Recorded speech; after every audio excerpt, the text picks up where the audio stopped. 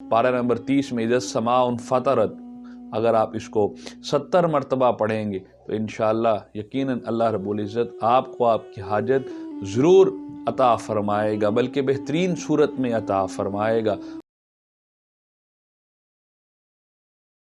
बिस्मिल्लाहिर्रहमानिर्रहीम, अल्हम्दुलिल्लाहि रब्बिल आलमीन, वमा अर्सलनाका इल्ला रहमतल लिल आलमीन, बादस खुदा बुजुर्ग तुई किस्सा मुख्तसर।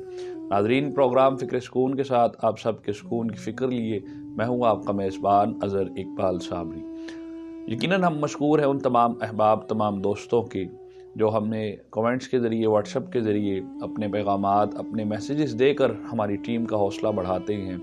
मशकूर हैं हम बहुत हर दिल अजीज़ शख्सियत शुएब उलवी साहब के, असगर भाई जो कि सिंध से हमें बहुत से पैगामात मौसूल देते हैं, बहुत सी हमें चीज़ें ख़ुद भी बताते हैं कि आप इस चीज़ के बारे में भी पढ़िएगा, इस चीज़ के बारे में भी पढ़िएगा। हम मशकूर हैं, अल्लाह रब्बुल इज़्ज़त इनके दर्जात बुलंद फरमाए।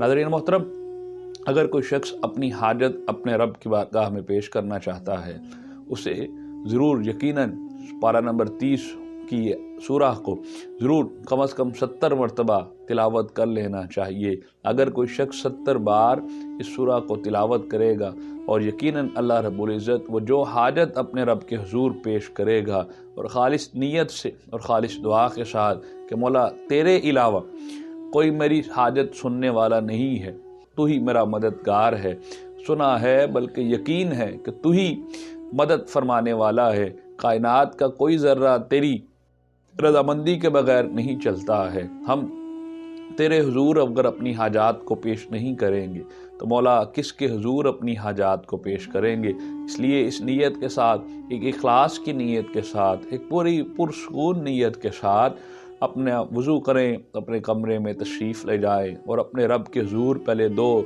रकत नमाज हाजत अदा करें, फिर कुरान खोलें जो मोहम्मद मुस्तफ़ा सल्लल्लाहु अलैहि वसल्लम पर नाजिल हुआ। और अगर आपको यकीनन याद है, सूरह क्योंकि छोटी है और पढ़ने से आपको यकीनन याद हो जाएगी, सूरत अल-इंफ़ितार, सूरत अल-इंफ़ितार आप अगर पारा नंबर 30 में इज़ा समाउन फतरत, अगर आप इसको 70 मरतबा पढ़ेंगे तो इंशाअल्लाह यकीनन अल्लाह रब्बुल इज़्ज़त आपको आपकी हाजत ज़रूर अता फरमाएगा, बल्कि बेहतरीन सूरत में अता फरमाएगा।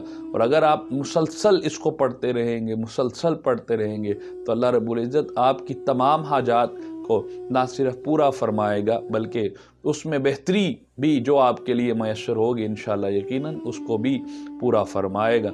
आप करके देखिएगा, अगर इंशाअल्लाह यकीनन हमारा ईमान आपको ज़रूर ये फ़ायदा देगा।